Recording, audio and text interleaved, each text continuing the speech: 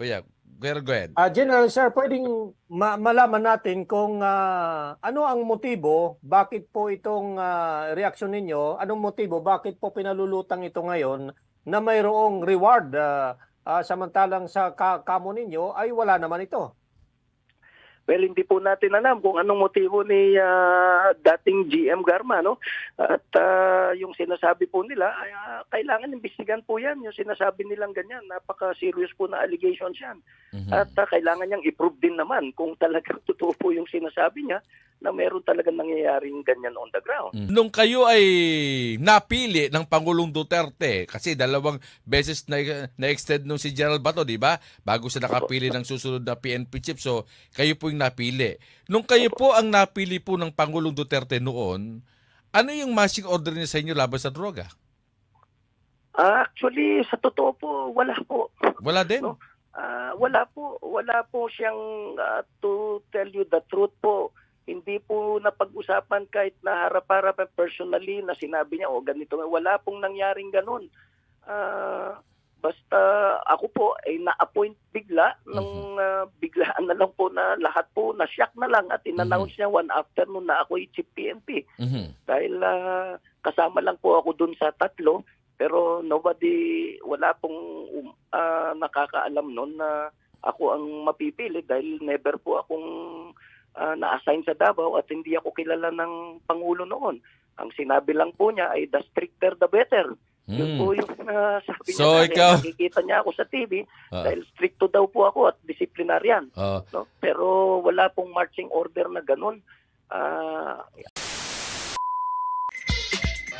Yes. Magandang araw sa inyo mga kasama at muli si Kuya Goods nagbabalik. At kung hindi ka pa nakasubscribe sa ating channel, pasubscribe na lang po at syempre hit mo na rin yung bell para updated ka naman sa ating mga video. Ayan kayo ay ini-invite ko sa ating community, no? Meron dyan join button sa tabi ng subscribe.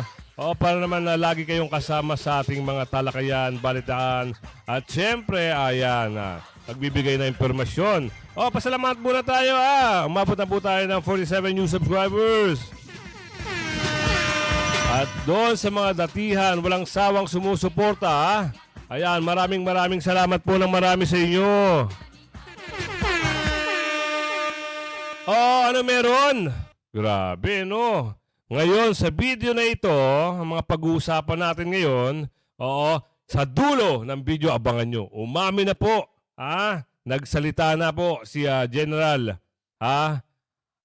Albayalde patungkol dito sa mga paratang at statement ni Garma.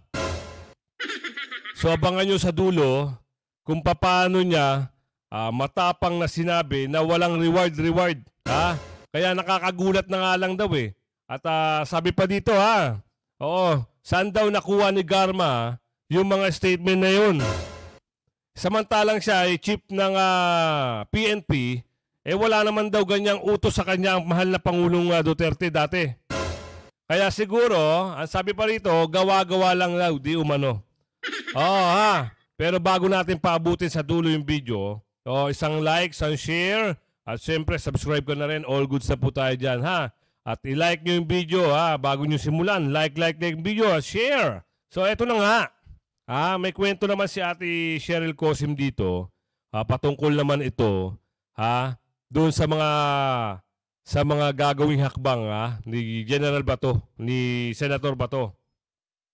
Kasi parang gagawa na rin sila ng investigasyon sa Senado Ang tanong doon, bakit itong mga nasa Tuwadcom ngayon ay nagtatanong, nagko-question, Meron pang pasabi-sabi umano bias di umano. Ayan, according to the video. So simulan natin, Ate Cheryl, pasok! Investigasyon sa Senado ang gumugulong na pagdinig ng House Quad Committee kaugnay sa Duterte drug war. Kung matuloy yan, posibleng dumalo si dating Pangulong Rodrigo Duterte. Nasa frontline ng balitang yan, si Mayan Los Baños. Kamali tayo Pasukin muna natin si Ate Cheryl Cosim. Saka natin i-replay. Nagkamali tayo bakit hindi nyo hindi mapakita? Ate Cheryl Cosim. Pasok natin si Ate Cheryl Cosim dito. Naku. Hindi natin napansin, hindi pala naka Asa na ba si Ate Cheryl Cosim? Ato, si Ate Cheryl Cosim. Ano yan, Ate Cheryl? Pasok mo nga. Dating Pangulong Rodrigo Duterte. Nasa frontline ng balitang yan, si Mayan Los Baños. Tumitindi ang mga plot twist sa pagdinig ng House Quad Committee tungkol sa extrajudicial killings noong Duterte drug war. Dawit sina dating Pangulong Rodrigo Duterte, dating Special Assistant to the President at ngayon Senador na si Bongo, at dating PNP Chief at ngayon Senador na si Ronald Bato de la Rosa. Kung ang Kamara nag-iimbestiga na, si de la Rosa gusto ring magkasa ng hiwalay na pagdinig nito sa Senado. Pagkakaroon lang tayo ng checks and balances dahil may nakikita man din siguro si Senator Bongo na portion ng investigation doon na talagang false accusations. Kinumpirma rin ni Senator Go na balak niyang maghain ng resolusyon para siyasatin ng Senado ang Duterte drug war. Pagtitiyak pa niya, magiging patas ang investigasyon. Sakaling matuloy yan, mas malaki ang tsansang sa Senado rang humarap si dating Pangulong Duterte, gayon din ang mga dati niyang gabinete. Balak ni Senator De La Rosa na simulan ang pagdinig ng kanyang komite kaugnay sa issue ng drug war bago mag-resume ang sesyon sa darating na Nobyembre. Sa gayon kasi, nakabreak pa ang Senado at pagkatapos naman ng undas, tututok na ang mga senador sa pagdebate kaugnay sa 2025 national budget para maipasa ito bago matapos ang taon. Bukas naman sa co-chairman ng Quadcom na si Congressman Benny Abante ang balak na investigasyon ng Senado. Pero hindi siya naniniwalang magiging patas si Senator De La Rosa. So I would think that he would be more biased than actually balanced in that hearing. Nagbabalita mula So yan ha, mga kasama. Nakakatawa. Bakit ikaw Abante? Oo, ikaw nga. Adjust lang natin ha. Bakit ikaw? Kung mambabayas ka, ganun-ganun na lang. Ngayon parang takot kayo sarili niyo multo, di umano? Natatakot ba kayo? I-play natin yung kung ano yung meron dito ngayon, ha? Ano ba yung pag-uusap diyan? Bakit kayo natatakot na gumawa ng sarili investigasyon ang Senado? Ano bang meron sa kinakatakot nyo? Ito ipasok lang natin ha. At saka mamaya, papakita natin. Sinasabi nila, pananakot nila dito, pumasok na raw ang ICC. Aba, isang malaking kalokohan po yan ha. Mamaya may video ko yung papakita sa inyo na sinabi doon sa video na yon na hindi niya papayagan na pumasok itong mga ICC. Pero ito pa man, ano ba meron dyan? Pasok! Sama-sama tayong magiging saksi.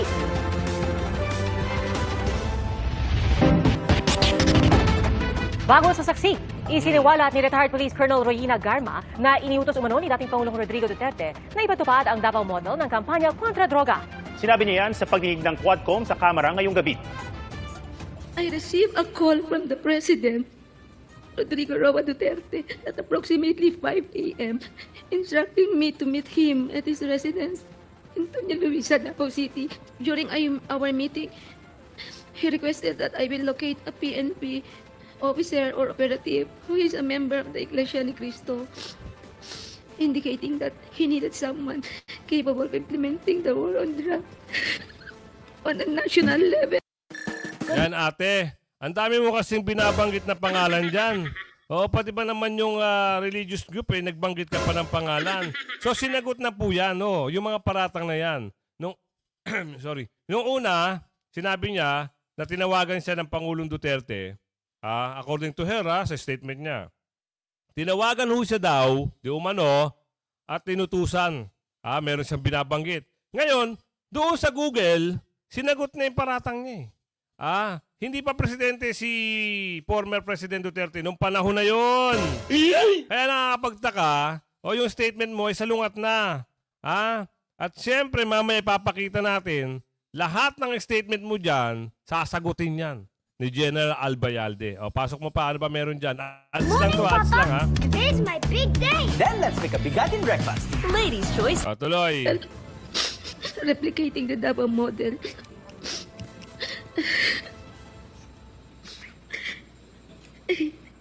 The Davao model. Hirap na hirap siya magsalita, ano? Payment and reward. Sabi pa ni Garma, may 3 level ng pagbibigay gantimpala sa Davao Model. Ang unang level, kapag may napatay na suspect. Ang ikalawa, tungkol sa pagpupondo sa mga planned operation ng co-plans. At ikatlo, ang refund para umano sa operational expenses. Ang mga binanggit ni Garma nakasaad sa affidavit na pirmado niya. Nangyari raw ito noong May 2016, isang buwan bago umupo sa pwesto si Duterte. Nabanggit din ni Garma ang upperclassman niyang si National Police Commission Commissioner Edilberto Leonardo na inirekomenda niya para magpatupad ng Davao Model. Naganda rin daw si Leonardo ng proposal na idinaan umano kay Senator Bongo. Ina-outline umano ng proposal ang operation ng task force sa Luzon, Visayas at Mindanao. Ay kay Garma, si Leonardo ang nagsasagawa ng briefing sa lahat ng hepe ng PIDEA, Intelligence Group, Regional Director at PNP Chief tungkol sa operations. At kung meron daw namatay, iniulat ito ni Leonardo kay Go. Kay Leonardo umano ang final authority para matukoy kung sino ang isasama sa listahan ng drug personalities at pagka-classify sa kanilang threat level. Sinusubukan pa namin makuha panig ni Duterte, Leonardo at Go. So dito, meron siyang nilagay na parang table, no, kung sino yung di umano connection, kung kanino sasabihin, sino yung dapat ganito, ganun may pinakita sa chart. Ngayon, nagtataka ngayon si General Albayalde kung saan niya nakuha yung chart na yon. Bakit hindi siya kasama doon sa chart table na yon? Wala yung pangalan niya. Nakakatuwa. Alisin natin yung usapin na yan. Mamaya lahat yan sasagutin ni General Albayalde. Ito ngayon, kinukonekta pa nila yung ICC. Bakit ito, sinabi sa video na ito, na sabi dito, hindi napapasukin ng ICC at dismayado na kung sino yung nakaupo ngayon, ayaw niya rin daw ng ICC. At dahil minamanduhan lang ang mga Pilipino, ipasok mo, ano ba meron dyan, kuya? Pasok. Philippines from the ICC. Kudos to him for standing up for the Philippines because hindi naman siguro tama. Ginaganyan na lang tayo, tinatrato tayo ng mga dayuhan na akala mo naman hindi tayo marunong dito, hindi tayo nakakaintindi, tayong inuutusan kung ano-ano pinagsasabi tungkol sa atin. Gagawin nila yung gusto nilang gawin pero huwag nila sasabihin na kasama tayo at hindi tayo papayag na ay ganun ang trato sa atin at saka minamata tayo nitong mga puti. We are a mature, sovereign nation with our own ways of doing things. President Duterte. Ano sabi? Ano sabi, 'di ba? Hindi siya papayag na makapasok ang ICC. Ay bakit pinipilit diyan sa Tuwadcom? Irerekomenda pa raw nila ipasok sa ICC. Para ang ICC na raw ay mag-imbestiga. Aba naman! Wag niyong lituhin ang mga tao. Ang tao, lalo na ngayong, natututo. Kasi sabi nga, kung ikaw ay maninira di umano, kung sino inaapi, siya ngayon inaangat. Ngayon, eto na, nagkakabaligtaran na ngayon. Siniraan nyo na siniraan Di ba? Ngayon, eto na. Bumabango ang pangalan Duterte. Yan. Huwag kasi kayo magkampi-kampihan, di umano. So eto na tayo Ano ba nangyayari sa Pilipinas ngayon? Para naman may pakita natin sa ating kababayan, merong mga bali-balita Di ba? Ano nangyari? Ano ba ang nadulot ng war on drugs?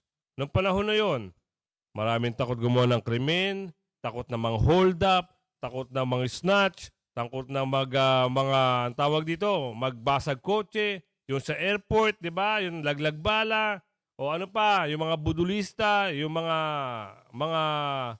ano ba, mga scammer, takot na. At siyempre, yung mga, alam niyo na, yung mga mahilig sa pinagbabawal na teknik. Takot silang gumawa ng kalokohan. Ngayon, mga kasama, ano ba sa palagay nyo?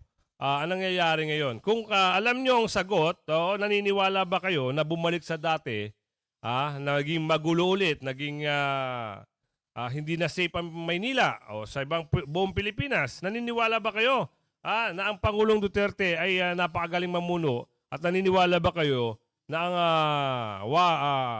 war against drugs ay magandang idea, magandang nagawa ng dating Pangulong? I-type nyo sa comment section. Para naman na mapag-usap-usapan namin. Siyempre, huwag nyo kakalimutan i-like yung video. Alright, ito na yung video na nagsasabi na naging magulo. May hold up na naman. Ano na nangyayari sa Pilipinas? Di ba? Oh, meron namang hold up pa nangyayari. Ayan ang sabi sa video. Kaya tayo, naniniwala din naman tayo doon sa mga napapanood natin balita. Kaya maganda niyan, kayo ay mag-survey din kayo. Ano? Manood kayo ng mga news, pagbasihan nyo kung ano yung nangyari noon at sa nangyayari ngayon. Malaki po ang pinagkaiba. No? Hindi lang po holdapan, kung ano-ano pa, ano man nababalita. Yung nawala dati, ngayon eto na naman. Pwede ba natin ipasok yan, kuya? Ipasok mo. Ano nangyari dyan? Nabulaga ang ilang customer sa pagsalakay ng mga holdupper sa isang restaurant sa Quezon City. Notorious daw ang grupo na linggo-linggo kung trumabaho. Nasa frontline na balitang yan, si Hannibal Talete. Habang kumakain ng mga customer sa restaurant na ito sa Quezon City, biglang pumasok 3 lalaking naka-helmet at armado ng baril.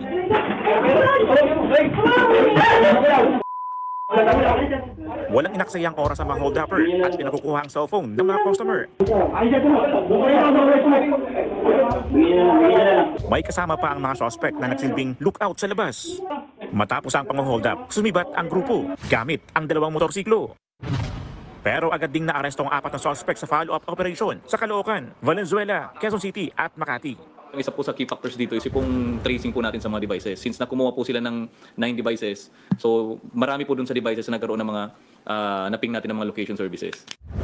So, maganda na lang at nakuha sa follow-up. Pero sabi ko nga sa iyo, yung panahon dati, hindi ho magtatangkaya mga yan. Oo, dahil takot sila eh. Dahil isang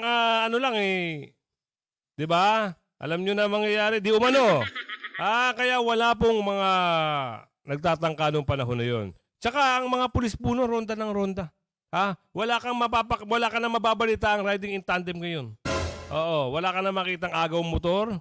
Wala kang mababalitaan noong panahon na yun. Ng dating Pangulong Duterte. Ngayon, eto na naman, nagbabalikan. Sana lang, ang hiling natin, no? Hindi na paabutin sa mga may na-hold up. Doon pa lang sa mga kalsada ay meron ng mga checkpoint at yung mga pulis ay rumuronda katulad nung nangyayari dati na hindi po na matatakot ang ating mga kababayan na maglakad kung saan-saan. 'Di ba? Maraming nagko-comment sa atin, tama ka. Yung lugar namin na nahimik nung panahon ng dating Pangulong Duterte. Marami, mapaprobinsya man o Kamaynilaan, marami po ang nagsasabi. So eto na. Ano ba ang paliwanag ni General Albayalde patungkol dito sa paratang at binitawang statement nitong si Karma, Kaya nagtataka, mismo si General Albayalde, saan nakuha ni Karma itong statement niya? Ang tanong, sino ang nagbigay sa kanya o may nag-utos ba sa kanya? Bakit paiyak-iyak ka pa ng ganon?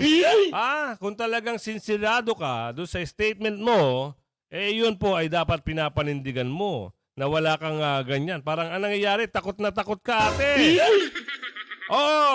Kaya kami nagtatanong, nagre-reaction base po sa pinapanood namin.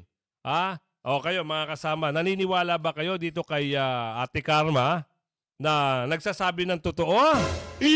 Kung naniniwala kayo, i-type nyo dyan sa comment section, kami po ay naniniwala. Doon naman sa mga hindi naniniwala na itong tao na to ay gumagawa lang ng kwento para maging safe siya.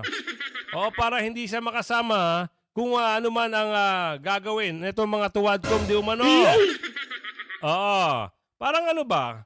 Kung halimbawa ano bang masasabi nun? Parang kung sa pusoy, iwas pusoy. Ganon. Di ba, napaka imposible, no? Kahit si General Albayalde, hindi niya alam yung mga ganon. Siya yung chief PNP. Tapos ito si Karma, siya ang may alam. Tapos samantalang si chief PNP, walang kaalam-alam. Ibig sabihin, gawa-gawa lang nito ni Karma. Gumawa ng statement o ginawan siya ng statement? Diba? Ito na, ipapasok na natin, huwag niyo kalimutan i-like yung video. Pasok, General!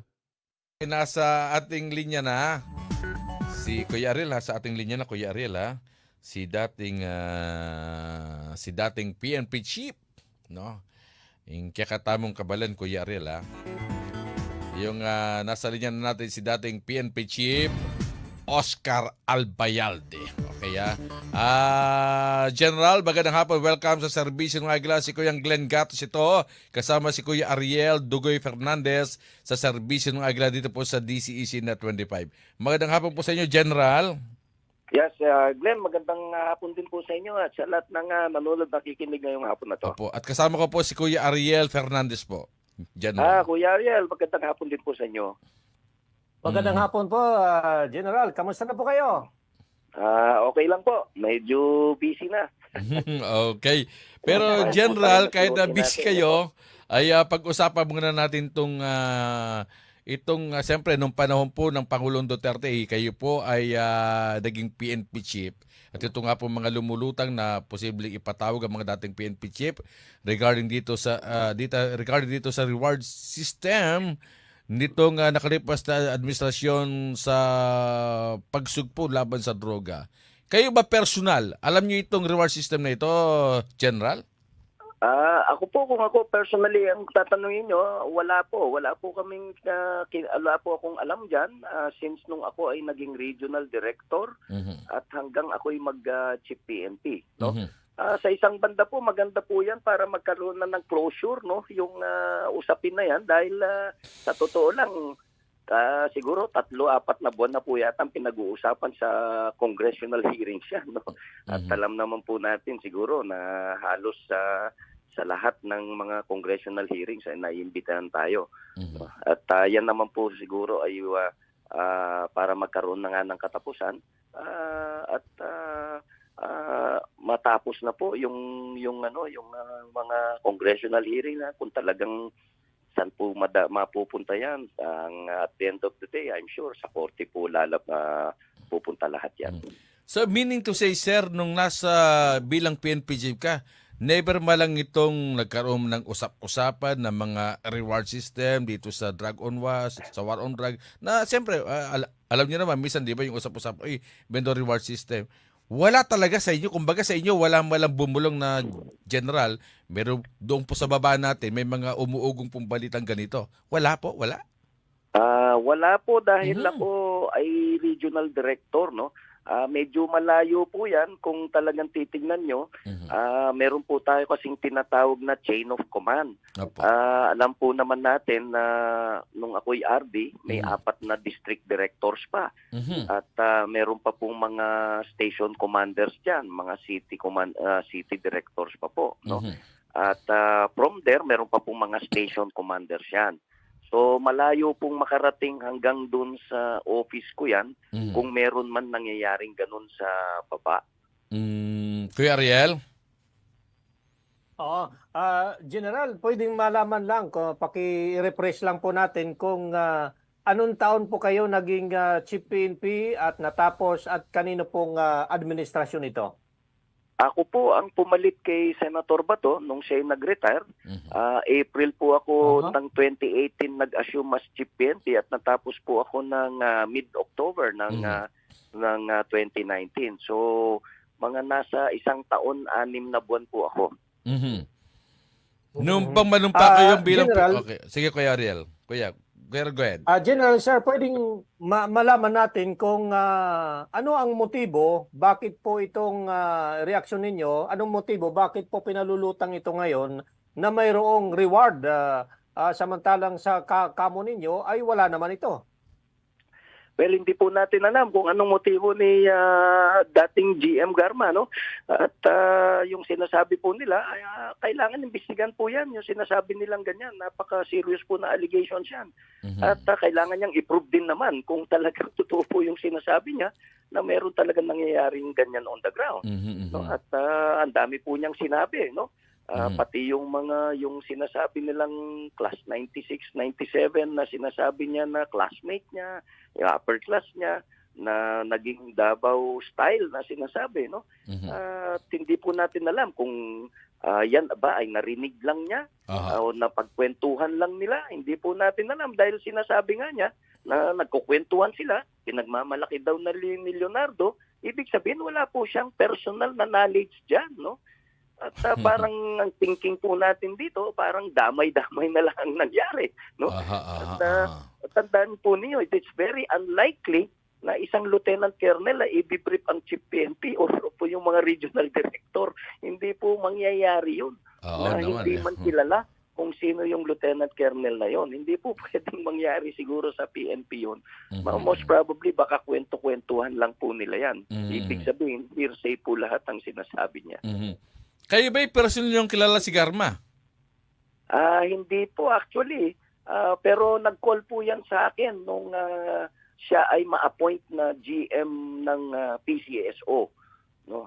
It was a very short courtesy call nung sa Camp Crame. Doon po kami nag-meet personal niyan ni GM Garma. Okay. Pero General, sige Kuya Ariel, Sige, go ahead, Kuya Ariel. Anong purpose ng kanyang courtesy call sa inyo, sir? May hiniling ba siya sa inyo? Wala po. Parang nag-call lang po, na normal call, alam nyo na, pag courtesy call, ganon.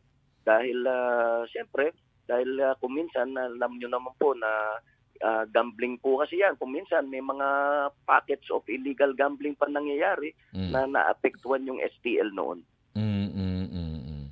Okay. Glenn? General, nung kayo ay napili ng Pangulong Duterte, kasi 2 beses na-extend nung si General Bato, di ba? Bago siya nakapili ng susunod na PNP chief. So, kayo po yung napili. Nung kayo po ang napili po ng Pangulong Duterte noon, ano yung marching order niya sa inyo laban sa droga?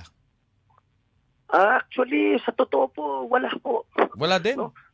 Wala po. Wala po siyang, to tell you the truth po, hindi po napag-usapan kahit na harap-harap personally na sinabi niya, ganito. Wala pong nangyaring ganun.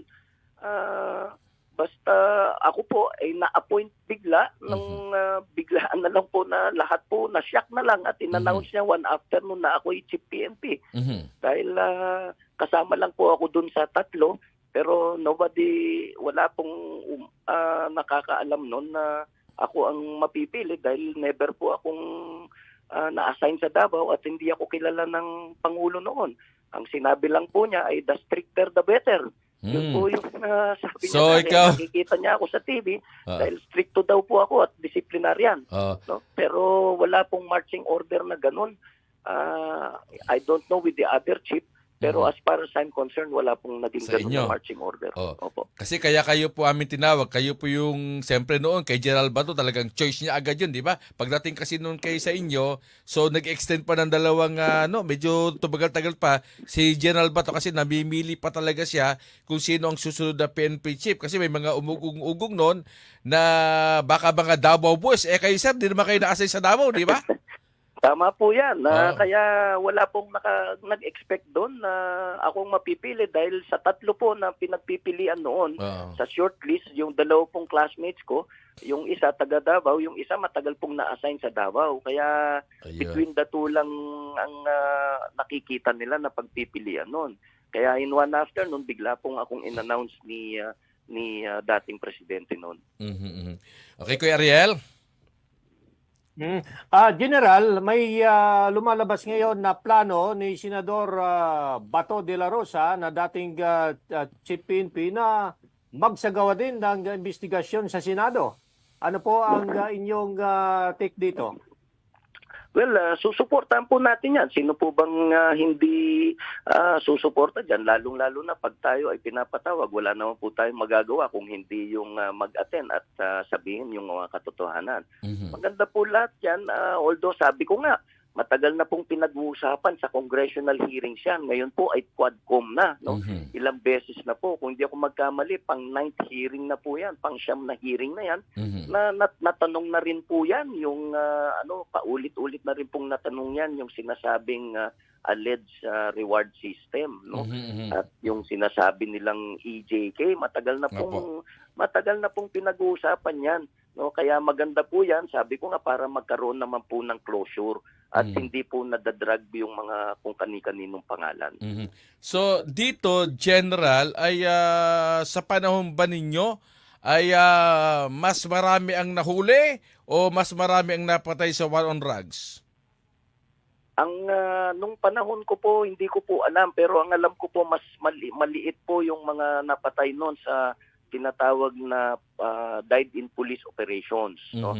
Dahil nung panahon ko po ay alam nyo, dahil sa sabi ko nga medyo disciplinarian po ako, tumutok po kami sa internal cleansing namin noon. Dahil kailangan din namin kasing ayusin yung aming hanay noon dahil nga po sa nagde-deteriorate na disiplina ng PNP noon at para hindi nga maabuso yung ating war on drugs. Remember, nung panahon ko lang po na kinreate ko yung Integrity Monitoring and Enforcement Group to go after yung mga men in uniform na gumagawa po ng illegal activities. No? And even po kung tignan natin dun sa MC na sinasabi nila sa yung Oplan double barrel na sinasabi. Revise ko rin po yon nung panahon ko.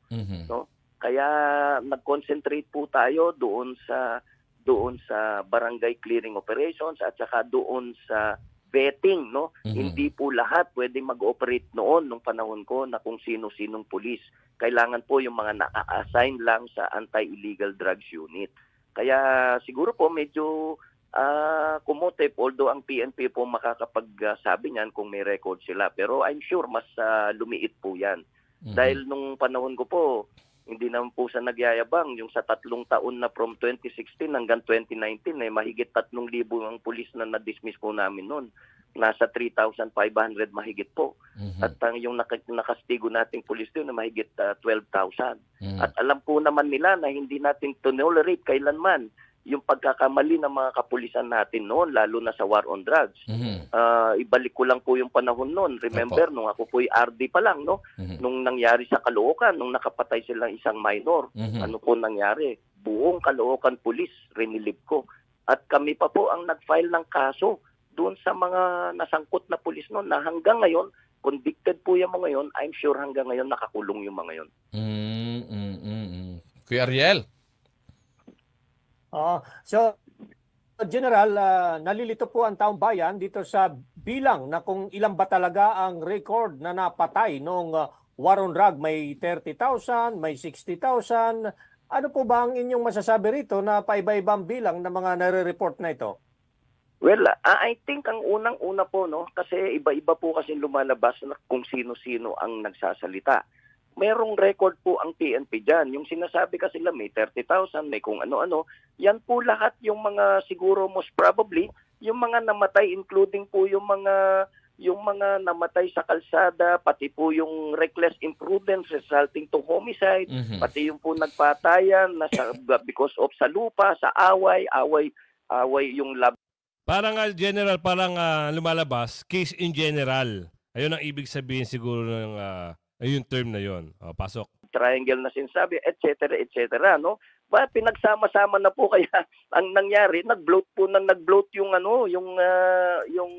figure, no? Pero I'm sure the PNP has po yan. Meron silang diyan, ang PNP pong makakasagot niya kung ilan talaga yan. Okay. So sir, sinabi po ni Okay, Kuya Ariel, go ahead. Isa na lang. Okay. General, pwede ninyong sagutin itong mga lumalabas ngayon na ano ba talaga noong panahon ni Pangulong Duterte ay talagang malaki ba ang naitulong nitong campaign na ito para tumahimik ang drugs sa ating bansa dahil sa ngayon ay sinasabing unti-unti na naman bumabalik? Well, ang taong bayan po siguro makapagsabi niya, no? Kasi hindi naman po sa nagyayabang at saka remember, hindi po natin justify dito a single death, tandaan po ninyo. No, we believe that one death is too many. No, ang PNP po talaga ay sumusunod sa batas yan. Even na nung narinig po natin na si Presidente Digong noon na nagsasalita sa TV, still we follow the rule of law. No, palagi pong ganun ang sinasabi natin. No, at ang taong bayan po, totoo yung sinasabi nyo, marami pong nagsasabi ngayon na nagbalikan na naman, lalo na yung mga street pushers, no? Napakarami po. Remember, pag yung mga street pushers po, sino po ba ang mga biktima dyan? Yung mga kababayan natin, lalong-lalo na yung mga kababayan nating mahihirap, na ang rason nila ay makalimot ng kanilang kahirapan, ng kanilang problema. Sila po ang malaking biktima rito, no? Dahil sabi po nila, para malimutan lang nilang kahirapan nila, gumagamit sila ng droga. No? Kaya po marami nun question din sa atin bakit marami pong street pushers ang nahuhuli at namamatay. It's because local police po ang nanguhuli. Marami po kasi na parang naging sigarilyo na noon ang Cebu. No? Meron pong mga lugar niya na parang sigarilyo na ikaw pang aalukin ng Cebu. Grabe, no? Ganun po ang nangyari noon. At hindi naman po sa records will also show na yung nag-surrender po sa police for the last 3 years, hindi ko po alam kung 5 or 15,000. I think the PNP can also, kasi yung first few months pa lang po, nasa 3 million na nag-surrender na alleged na na gumagamit at gustong magparehab. So ibig sabihin talaga pong napakarami na pala noon ang gumagamit at lulong sa illegal na droga.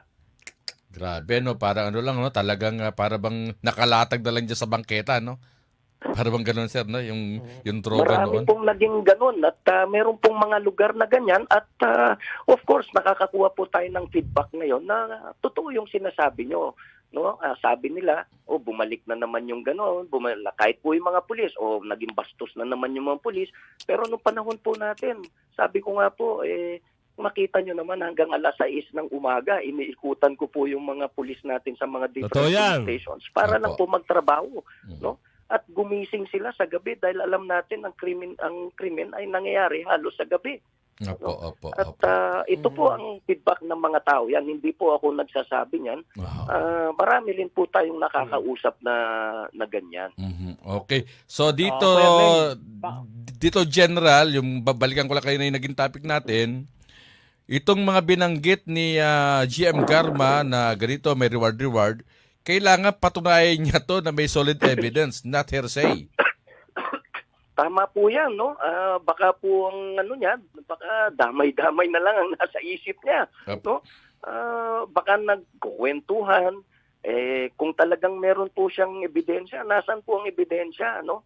Remember, under contempt po siya at nakakulong. Hindi po natin alam kung anong naging motibo niya. Okay po.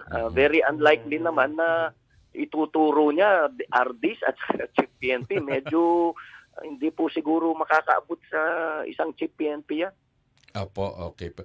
So, yung binabanggit na meron na ba kayong date na yung binanggit po ni General Marbil ni PNP Chief Marbil na lahat ng mga naging PNP Chief noon ay pupunta doon at para imbitahan? Meron bang ganun, sir?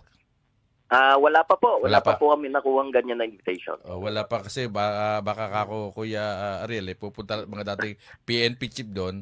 Sino yung unang sasaludo sa isang PNP Chief sa dating PNP Chief, di ba? So, paano ba kayo magsasaluduhan, magharap-harap lahat? Paano po sistema noon?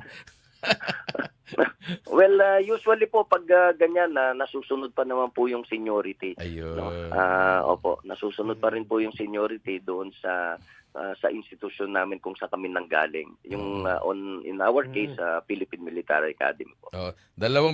So yan mga kasama, narinig nyo kung ano yung pahayag nito ni General Albayalde, na itong ginagawa ni Garma ay hindi niya alam kung saan pinulot. According sa video, sinabi pa parang damay-damay na lang, di ba, no?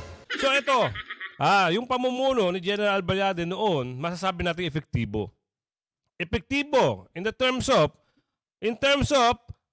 yung mga addictus, di umano, noong panahon niya ay mga sumuko. Di ba? Yung krimen, na less, at yung mga kapulisan niya, pinapaikot niya, at kahit siya, mga kasama, ay umiikot.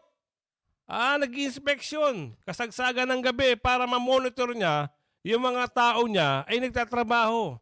Ngayon, sa ngayon, mga kasama, hindi natin nararamdaman. At palagay natin, di umano, hindi epektibo ang mga kapulisan ngayon. Hindi gaya nung panunungkulan ni General Albayalde. Diba? Kayo mga kasama, kung kayo ay naniniwala na ang panahon ni General Albayalde talagang epektibo kasi na-less yung mga kriminal Na-less. Yung mga adik sumuko. Yung mga pulisan tumino. According to the video, ha? Kaya nasasabi natin na magaling, ha? Kung naniniwala kayo magaling, i-type nyo dyan sa comment section na itong si General Albayalde ay napakagaling, ha? Na naging PNP chief. Oo, sana na lang. Kung pwede nga lang, dire-diretso, manumbalik, di ba? At yung paratang sa Pangulo nito ni Karma ay nakakapagtaka. Oo, sino ang gumawa ng script? Yan ang tanong. Sabi ko nga sa inyo, share yung video, subscribe kung hindi ka pa nakasubscribe para hindi ka late sa ating mga bagong balita. Mga bagong issue, tayo naman reactionista lang. Nagbe-base po tayo sa video at sabi ko nga, kung hindi ka pa nakasubscribe, mag-subscribe ka na. Hanggang sa muli. Magandang umaga, magandang tanghali, magandang hapon, magandang gabi. Hanggang sa susunod na issue. Bye-bye!